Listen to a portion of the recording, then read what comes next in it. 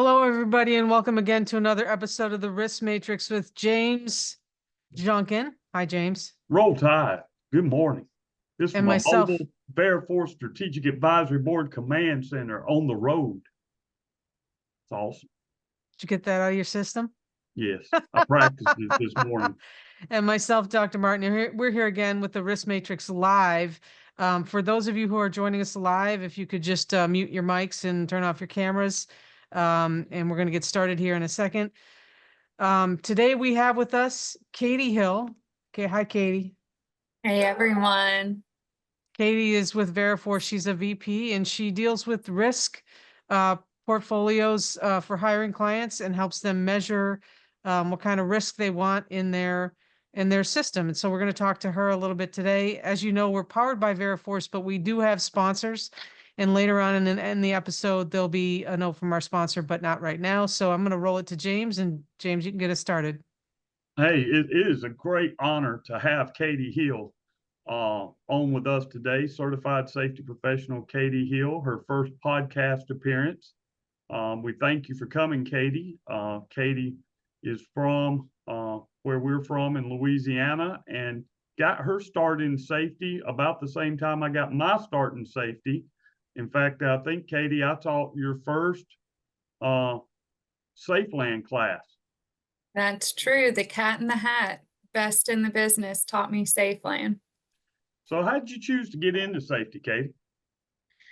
Oh, if I had just listened to my dad in the first place, safety was my fourth college major because my dad was engineer for Jacobs. He worked out at Stennis Space Center. So since I was in high school, he said, you should really look at the safety program at Southeastern Louisiana University. And I went a different path, changed multiple times.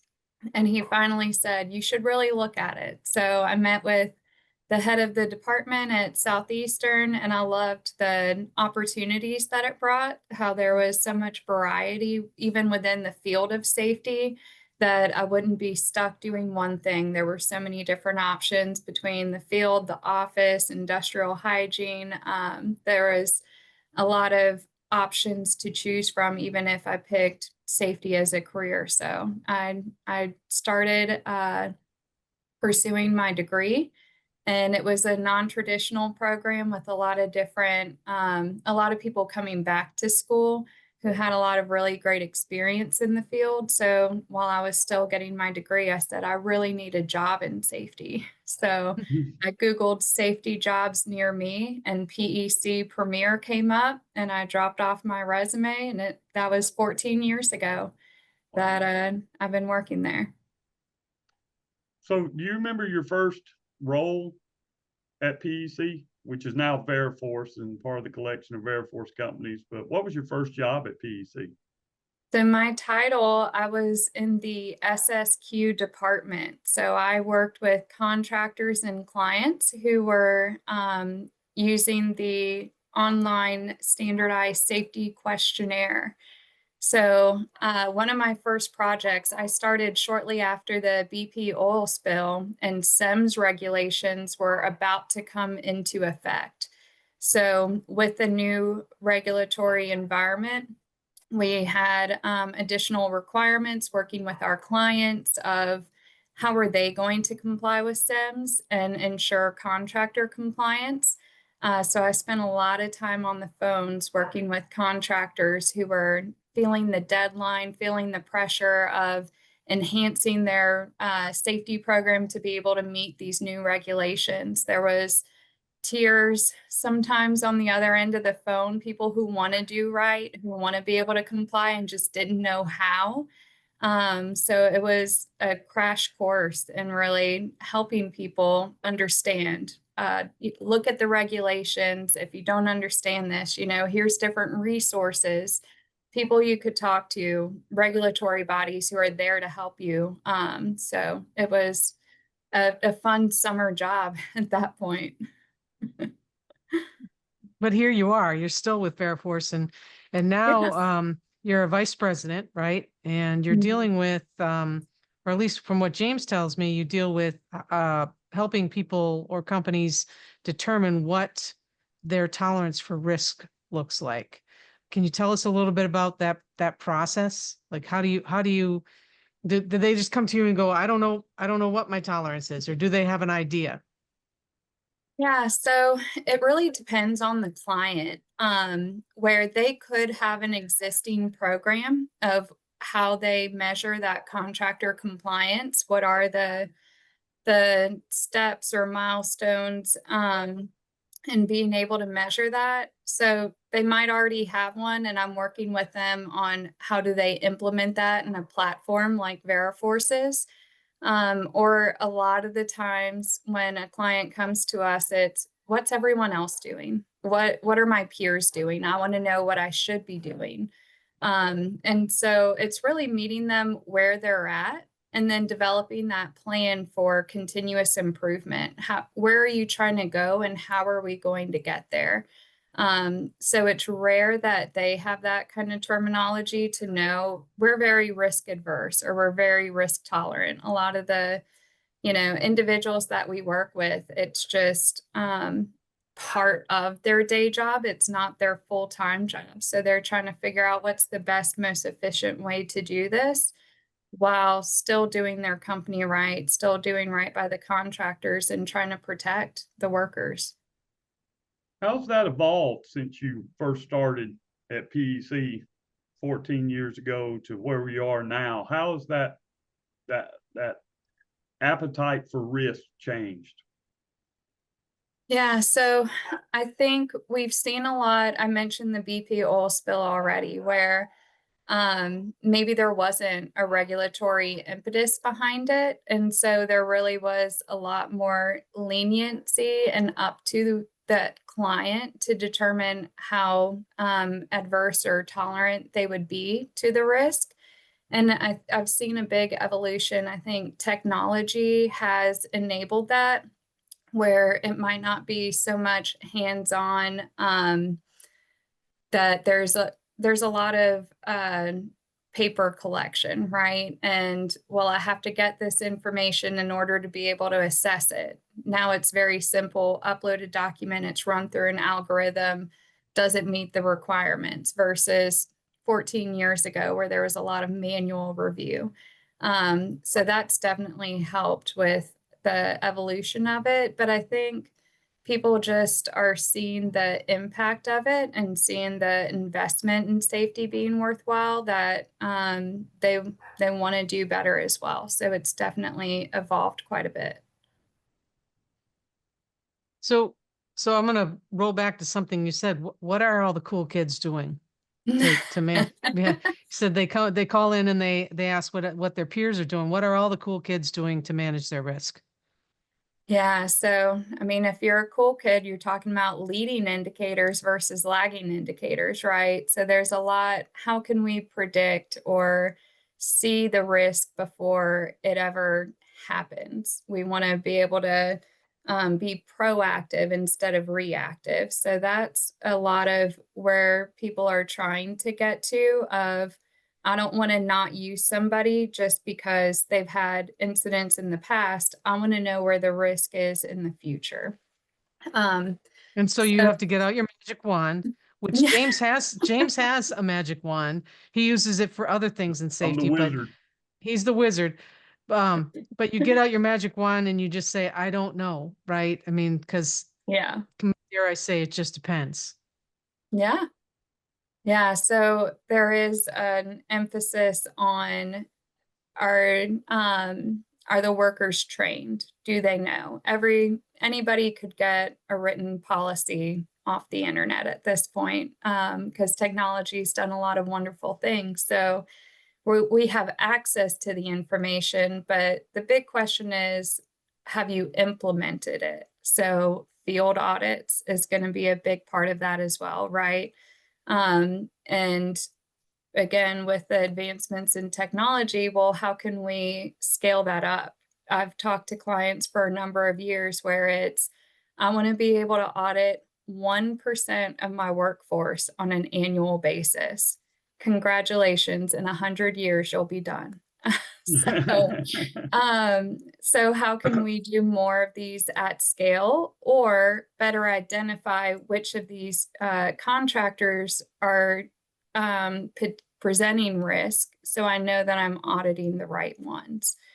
So that It's gets interesting. into. It's interesting you said that.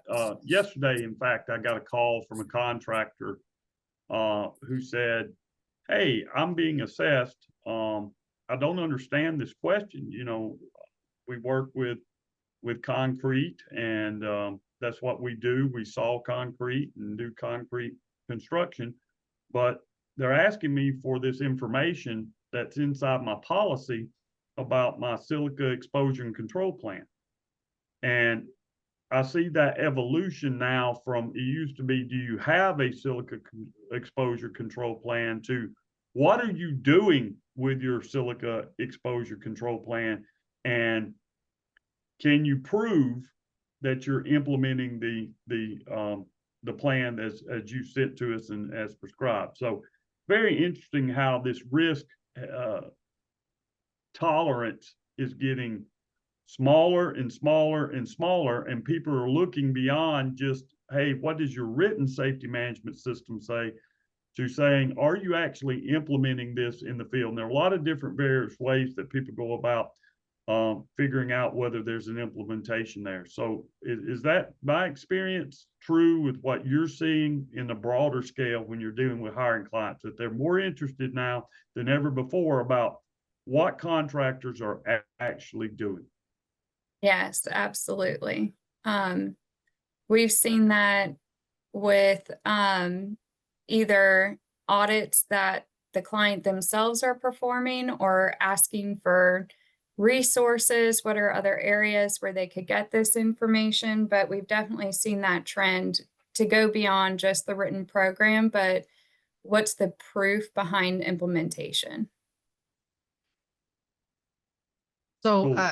I would guess that you probably have a pretty strong BS detector, right? Because you're looking at helping people manage risks, and James and I both know that what people put on paper or what they load into the system, any system, IS Networld, Avetta, Veriforce, Highwire, all of them, what people load in or what people put on paper is not always what they're doing. So that's where the implementation comes in. But what are you finding that people are still trying to kind of do the little song and dance around, even when you're looking at implementation? Are there areas that Yes, people are still trying to fudge, even though people are looking directly at what they're doing? absolutely. And I don't know about my BS meter. I am friends with James. But I Oh, knew that was coming. oh, Thank you. Thank oh. you. uh, Called me out. no, we Wow. do. There's got to be a checks and balance, right? There's the written programs. I'm working concrete and I need silica. Is there training around it? So have you provided the training? What's in the actual training materials? Is that going to be completely separate from what's in the written program itself? Because you got the green light, because you can copy and paste from the regulation, but do they actually know? So do you have documentation of the training? And then it really is getting to that worker level. Did they understand what they were trained on? Do they know how to perform this work safely? So it's got to be that checks and balance all the way down the line. Well, So here's a question that came in. Some of them are coming in through the chats, and I think this is a great question. One of our viewers asked, "What is the worst case scenario you've seen when a supplier misunderstood the client's expectation?"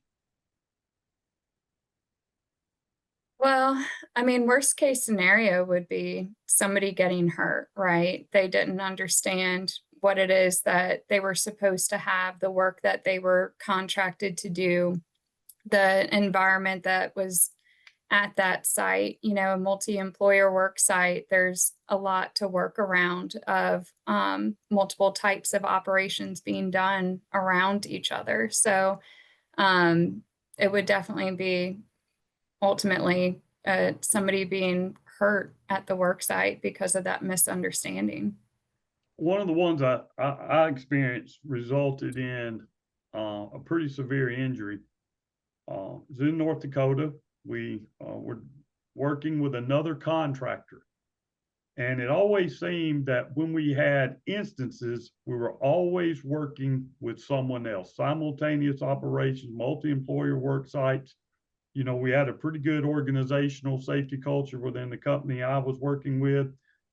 Our guys took years to turn that safety program around. And when working by ourselves, we did okay. But when working with others, there was often a conflict of what the hiring client's expectations were, what the regulations were, who was in charge, who was doing what. And those miscommunications and assumptions, and I guess you could even say there was a little bit of psychological safety involved in some of this, as far as speaking up, led to almost a fatality. It led almost to a fatality as to what standard operating procedure we were going to be following. So I kind of echo what you had said in your experience, that the worst case scenario is somebody gets hurt, somebody gets killed.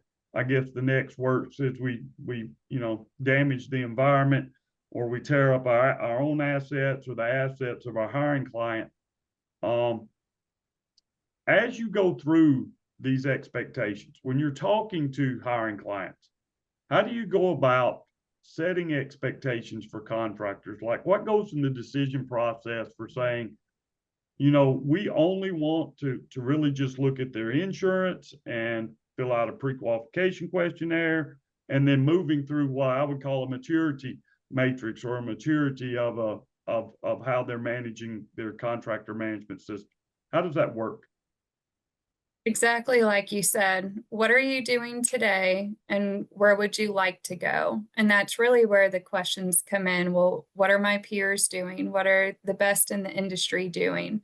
And that's where we will do a lot of that kind of trending analysis of the incident rates. Where is their good performance? But a lot of it comes down to that communication, doing those reviews. What were the incidents that happened on site, root cause analysis, what would have prevented it, and being able to make informed decisions that are data driven in order to make a difference.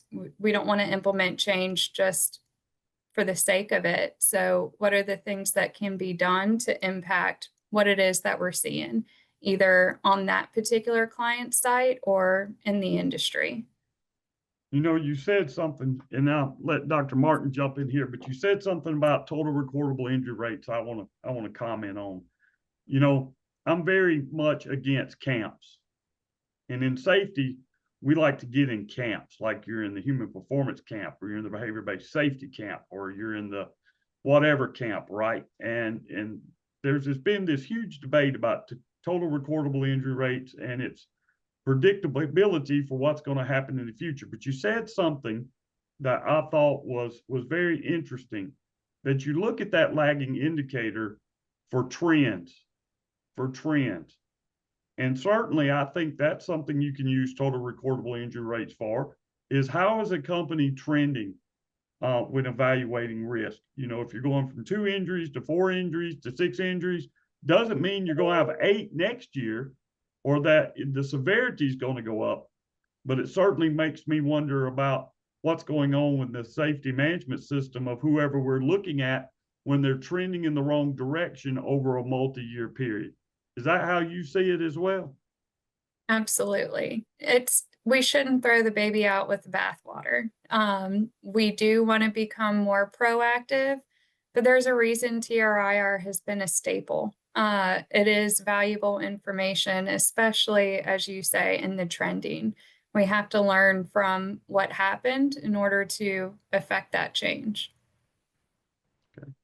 So accidents and incident rates aside, okay, what are the red flags that come up, either with you personally or your staff, where you might start advising hiring client to either 86 a some contractors or put them on notice or keep an eye on them? Is there a list of red flags where you're kind of like, these are the things that we look for, to advise them to kind of be cautious? Yeah, so I'll never say don't use a particular contractor. It really is, let's identify the risk so you know how to mitigate it when working with them.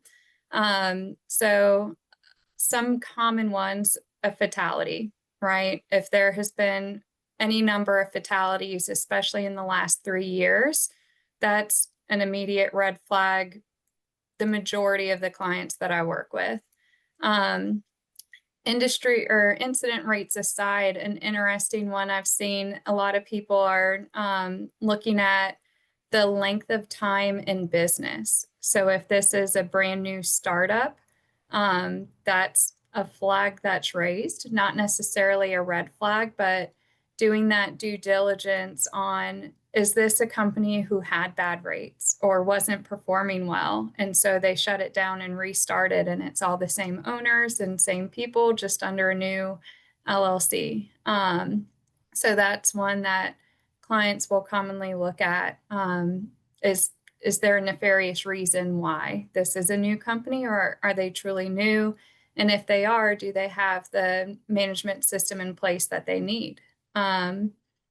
So those are some common ones, as well as, of course, performance on site and being able to do those kind of performance reviews with the contractor.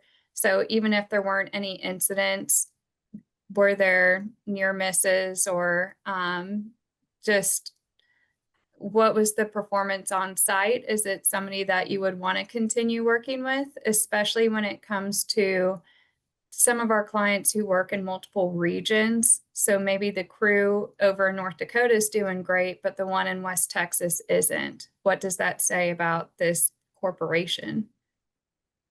You know, one of the ones I like to look at when I'm looking at trending statistics that kind of raises red flags is when you have total recordable injury rates of 0, but the EMR is 9. Yeah. You know, now not every workers' comp claim is a recordable injury, right? But most recordable injuries end up being some form of workers' compensation claim. So the numbers are not exact in correlation, but I think there are some reasonable deductions you can make when you see a disparity between an EMR rating and a total recordable injury rate of 0.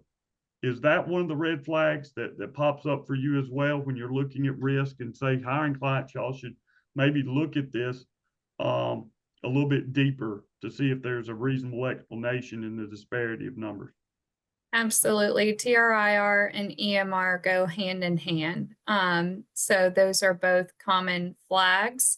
And again, with the checks and balances, where we want to look at each and be able to say, exactly in your example, TRIR 0, but this EMR is 9, that's an issue. So I got another question coming in here for you. So let's talk about suppliers pushing back on unfair risk expectations or perceived unfair risk expectations. You know, assuming that you work with a contractor and they tell you what kind of a risk portfolio they want and how they want to manage their risk. And, you know, they have, let's say, 500 suppliers, and now you've put these things in place, and the subs start to push back. What are ways that your hiring client can work with them to come up to speed to the expectations that they have? Yeah, we see this a lot with smaller suppliers, right? That clients will manage them to a different expectation where they don't have a full-time safety person on staff. They'll work with them to either provide their own safety management system type programs and say, when you're working on my site, these are the expectations, so that those smaller suppliers don't have to create these on their own. They receive it, they know the expectation, and are able to then agree to it or not. And it really, I think that's a good question when it comes to what are those requirements that are being set. Should it be a minimum standard, no matter who you are and what you're doing? Everybody should have this.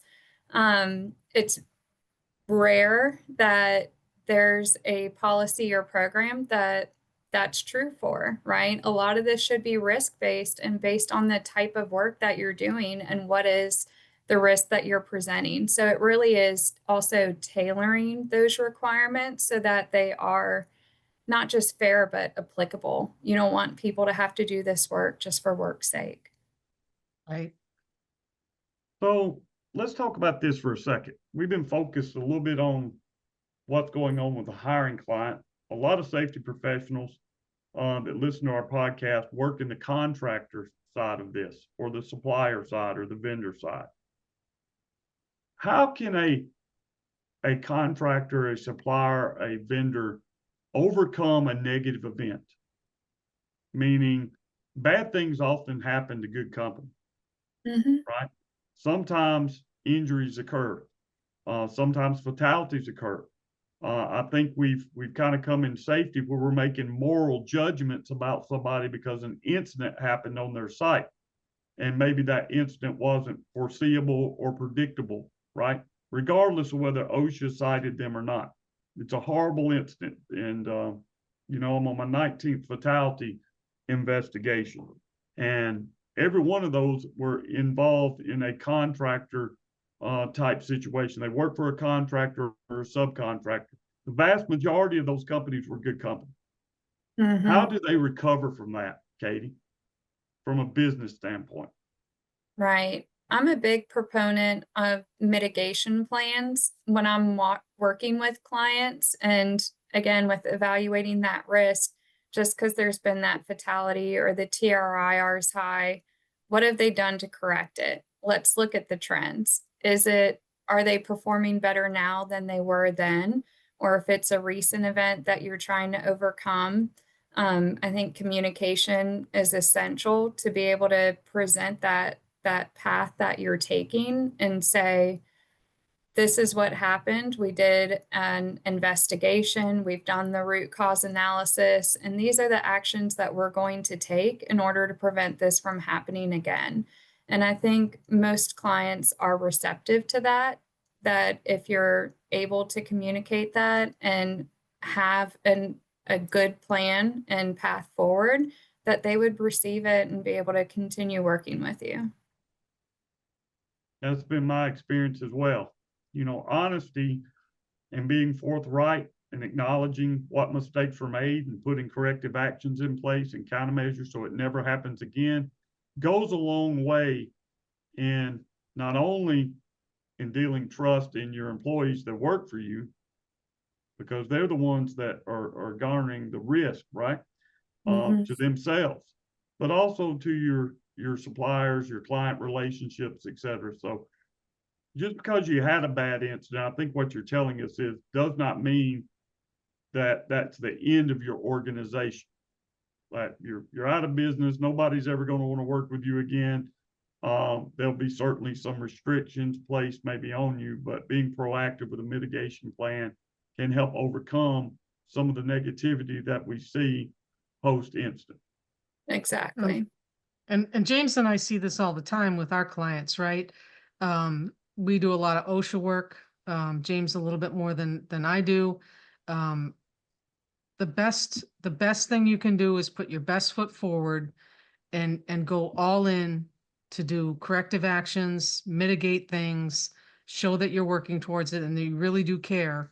And it goes a long way with the regulators, and it goes a long way with your hiring clients too. So James, is there another question in there Looking that at some of the questions that we have in here, and I think one of the questions I saw come in earlier had to do with client dashboards. Are real-time safety dashboards changing how hiring clients are managing suppliers? I do believe so. I worked with a client recently who was trying to understand, it was upstream oil and gas. They operate in a few different regions. So they wanted to know what was impacting that safety performance per site. And so their belief was it had to do with short service employees. So they wanted to understand, as people were coming on site, how many in that crew were an SSE versus a tenured employee. So that was something that they started to collect in real time.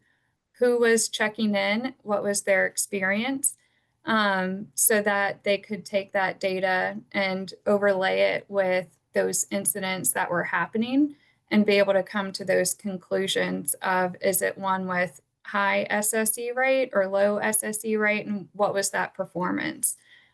So we're definitely seeing that trend of more real-time information coming in. So if I can ask a follow-up to that question, right? We've been talking a lot about the safety risk. And it seems as technology has evolved and we're no longer in a manual process, we're starting to evaluate other risks than just safety.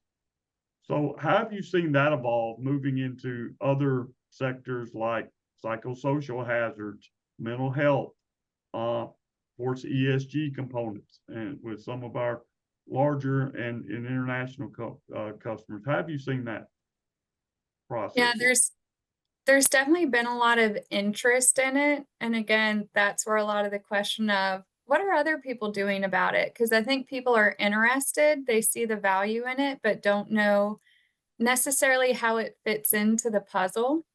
So there has been a big uptick in ESG type information, fit for duty when they come on site, which gets into that mental health. What is their kind of state of mind when they get there? So there's definitely a lot of interest in it, and I see a lot of different ways that people are going about it, but no, I don't know that anybody's found the silver bullet of how to solve all these other things that do end up impacting that Here safety it on comes. site. Here it comes. I can see it primed over there on Dr. Martin. She's fixing to say it. Go ahead and say it. Let's hear No, it. I was just gonna prep for it first and then I'll say it. So what I hear you saying is, I'm gonna reflective listen, right? There's no one size fits all here, right? Right. When somebody calls in and they want to talk about, what their strategy should be, there are a lot of questions that you have, a lot of answers that they have to give, and a lot of thinking that they have to do. And, and really what it comes down to is it just depends, right? Mhm. You're not recommending that all large businesses do this, all small businesses do this, all people with 500 subcontractors do this, but you do have some kind of data within your system that kind of tells you this is kind of what other people are doing, but you don't have to do it this way, right? The end goal is what matters. How you get there is, completely different for every single company. So it just Exactly. depends. There it is. Roll Tide. There it is. Mic I knew it drop. was coming. Mic I knew it drop. was coming. So let me ask you this. If you're a contractor, and let's say you're a contractor that is 150 or less employees, typically family-owned business, or maybe sometimes second or third generation family-owned business. What's the biggest misconception they have when dealing with systems like Veriforce? No, I think they don't see the value in what it is that we are trying to do, right? This seems like a big burden, a lot of questions to answer, just a paperwork kind of exercise to check the box. I think would be the misconception where a lot of the times I'll tell clients, this does help you become safer because you are communicating those expectations to every contractor. They should see that every question that they are answering no to is something that they should have and be able to say yes. So I think not using it as a learning experience or a tool for them to evaluate themselves and identify gaps would be the biggest misconception, that it's not serving them any value. You know, I hear this all the time, and I'm sympathetic to small businesses. We're a small business, family-run business. Your roots at PEC Safety began as a small business, family-run business. So it's very dear to my heart. America is built on family-run businesses. But I hear this all the time. But James, we're just a small company.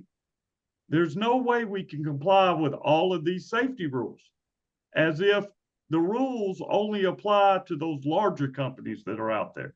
That safety only matters to someone that has 2,000 employees, and that the controls, at least from a regulatory standpoint, that are in place are somehow in place from a regulatory standpoint based on the size of your organization.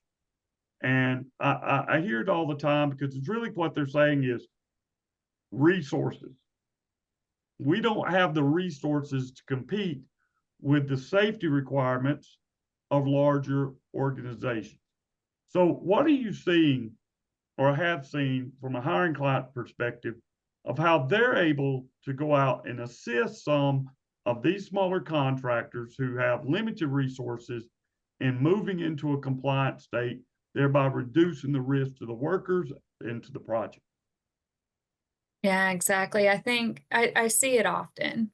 The hiring clients I have worked with do care about those smaller companies and making sure that they have the ability to meet the standards to be able to work, and be in a safe work environment. So I absolutely echo that sentiment, that they do care and they want to support them without forcing them to go hire a consultant just to be able to write these programs for them to become compliant. So a lot of the times the client will share with them their own programs of site expectations, or their own kind of how to perform the work safely, so that the expectation is you don't have to develop this on your own, use ours. And so, I mean, that's something I've seen across the safety industry, right? Safety's not proprietary. So they are very willing to share that information with their contractors in order to ensure that they would be able to perform the work safely. Terrific. Thank you, Katie, for coming on today. I don't know if James has any more questions for you, but I really am I lost my words there. I really appreciate the fact that you took the time to talk to us about risk and contractor risk when it comes to big clients, small clients, how to manage your portfolio, and also what small companies can do to kind of come into compliance and compete with the big dogs. James, do you have any other questions for Katie? No, I think you covered a lot of ground here, and this is really key to interest of mine on how hiring clients think about managing risk. And it really comes down to what their risk tolerance is, right? Some, hey, we want just the bare minimum, make sure we have insurance, make sure we have indemnification agreements in place, while others are being more proactive and going all the way down to the implementation phase.